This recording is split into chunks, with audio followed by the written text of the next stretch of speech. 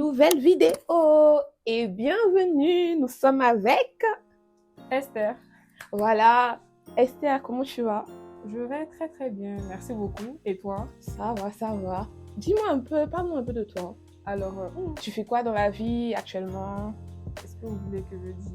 Bon, pour les personnes du coup qui ne me connaissent pas, je m'appelle Esther ou Miss Esther, les intimes, voilà. Je suis dans le développement commercial et actuellement du coup je suis en recherche d'emploi donc dans mon domaine. D'accord. Alors aujourd'hui nous allons faire un nouveau concept. As-tu déjà? Est-ce que tu es prête? I'm ready. Donc, ici j'ai avec moi une boîte où Esther va piocher des petites questions. Hein? Okay. Donc on va commencer. Est-ce que tu peux déjà mélanger? Vas-y, prends. C'est pas compliqué les questions. Non, t'inquiète. Ok. Vas-y, passe-moi la question. Donc je vais lire la question. As-tu déjà utilisé ChatGPT pour faire un exposé ou un devoir? Bien évidemment que oui, bien sûr que oui. Qui n'a pas utilisé ChatGPT? Bon, en tout cas, j'ai déjà utilisé ChatGPT, ouais. Est-ce que même pour mon mémoire. Mais bon, après j'ai reformulé les trucs et puis voilà. Le but c'est de m'aider, mais c'est pas pour remplacer en gros ce que j'ai à faire moi-même, quoi. Et est-ce que tu peux nous donner une petite idée que tu as de ChatGPT? Moi, je pense que c'est une belle plateforme, ChatGPT, mais après, il ne faut pas que ça remplace, comme je le disais, le cerveau que Dieu nous a donné, quoi. C'est vraiment, en gros, quelque chose pour nous aider à aller plus vite et tout. Mais sinon, après, l'homme a toujours sa place, en gros. Donc, voilà son avis sur ChatGPT. Donc, on va continuer. Alors, je prends ça. Il faut savoir qu'en cours, il y a plusieurs manières d'interroger les élèves, soit par ordre alphabétique, soit on te prend au hasard. La question est la suivante. As-tu déjà eu peur que le prof ou la prof t'interroge par ordre alphabétique? Alors là, bien évidemment que oui, encore une fois, parce que bon, ça dépend. Il faut savoir que moi, je m'appelle Kwaku et puis je m'appelle Abinan. Donc, ça dépend de comment est-ce que le prof il faisait. S'il commençait par K, j'étais bien loin sur la liste. Donc, ça, c'était très intéressant, quoi. Donc, oui. Mais si c'est Abinan, là, il faut voir que c'est compliqué. J'avoue, moi aussi, c'était pas évident parce que moi, je m'appelle Adou. Donc, premier nom sur la liste alphabétique. Et je vous rassure que c'est vraiment chaotique. Parce que tu sais que ça va commencer par toi, en fait. Des fois, quand le prof, il commence par la dernière lettre de l'alphabet, je me dis, heureusement, parce que j'aurai le temps de me préparer, etc.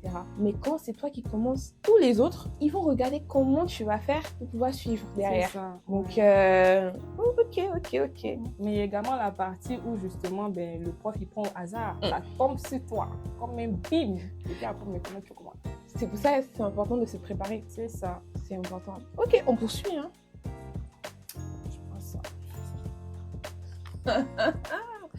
Ok, la question c'est, as-tu déjà été exploité lors d'un stage ou d'un travail? Je t'explique à peu près. Il faut savoir qu'il y a des entreprises, ils prennent des stagiaires juste pour faire le café. Je ne sais pas si vous êtes concerné par ça, mais lâchez-vous en commentaire, Est-ce que tu as eu déjà une expérience où ils t'ont pris juste pour faire le café? Non, pas forcément, mais en tout cas, j'ai un stage que j'ai effectué quand j'étais en 2e année, mais c'était genre, en gros, j'avais tout à faire, quoi. C'est-à-dire des tâches même qui ne m'étaient pas forcément, en gros, destinées, je les faisais. Mais jouer la secrétaire, là, faire les photocopies et tout, non. Ok. Tout ça. D'accord. Moi non plus, mais j'en connais plusieurs qui ont vécu cette situation. Par exemple, ils étaient embauchés, ils étaient censés faire, je prends un exemple tout simple, hein, la finance. Ils sont retrouvés en train de faire des photocopies, tout le temps être à la photocopieuse. Mais c'est incroyable, quoi. Enfin, j'avais une amie également comme ça. Elle, normalement, elle était chargée de communication, un peu comme ça. Et puis, voilà, dans un domaine international, mais rien à voir. Hein. On l'appelait, en gros, pour aller prendre les colis à la poste, des trucs comme ça, quoi. Rien à voir. J'espère que ça a changé, hein. J'espère pour les employés que ça a changé. On va prendre une dernière question et on va passer à la suite. Allez, je prends ça. Oh, alors, as-tu déjà dormi en classe? Mais en fait, toutes les questions là, je comprends pas. On doit toujours répondre oui, ou je comprends pas. En fait, c'est pas le principe. Parce que oui, bon, ça arrive que voilà, tu es fatigué, tu dors, c'est tout. Et je pense que c'est quand même arrivé à tout le monde. Et c'était quelle matière? Par exemple, la philo, des trucs comme ça là.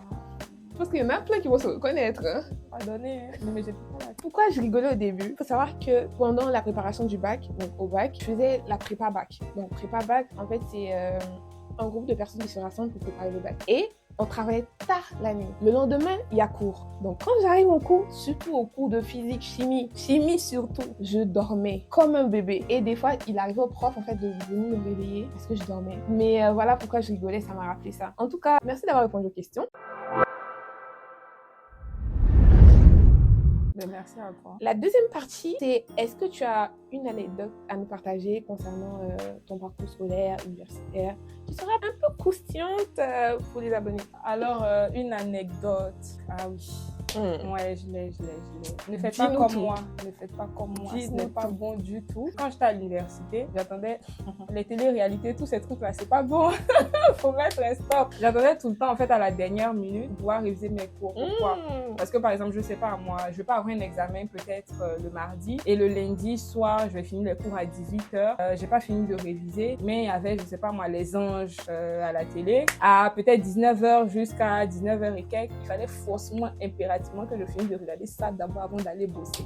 Et là, maintenant, me voit le jour J, je suis stressée comme ça à 5h du matin, mes yeux sont comme ça en train de réviser pour tout retenir. Mais bon, quoique j'ai réussi mon année, mais il faut arrêter ça quoi, stop.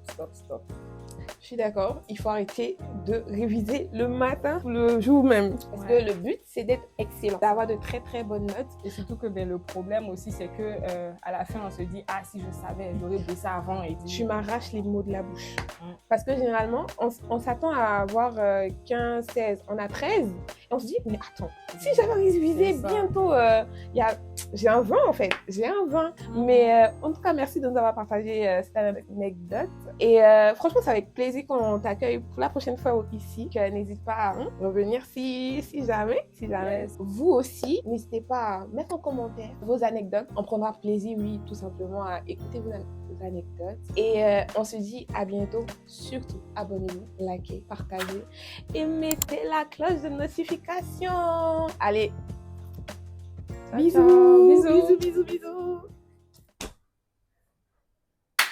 Ok, c'est bon. Merci.